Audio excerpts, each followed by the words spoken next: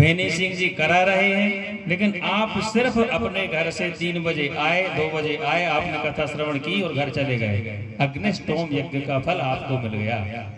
विचार कीजिए, 5 बार यदि इस कथा को श्रवण कर लिया जाए तो अग्निष्टोम यज्ञ के दुगने का फल प्राप्त हो जाता है। मान लीजिए कि आपने इस कथा को 5 बार श्रवण किया और आपको 2 अग्निष्टोम यज्ञ का फल प्राप्त हो गया।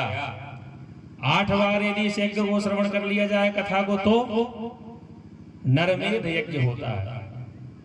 आपने अभी तक सिर्फ अश्वमेध यज्ञ तक सुना होगा। अश्वमेध यज्ञ के ऊपर होता है अग्निष्टोम यज्ञ, उसके ऊपर होता है नरमेध यज्ञ।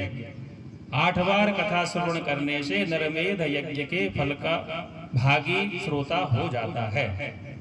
अब बात आती है कि 9 बार यदि हम कथा सुन लें, चूंकि इसका नवान पारायण है, हमारा अनुष्ठान 9 दिवसीय है, यदि इस आयोजन को हम 9 बार श्रवण कर लें तो 9 बार श्रवण करने से पता है क्या होता है? 9 बार कथा श्रवण करने से एक यज्ञ होता है गोमेध यज्ञ।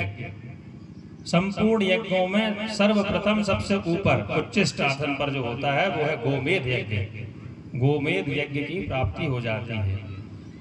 9 बार कथा श्रवण करने तक का जो वर्णन है वह वाल्मीकि रामायण एवं आनंद रामायण में आ गया है।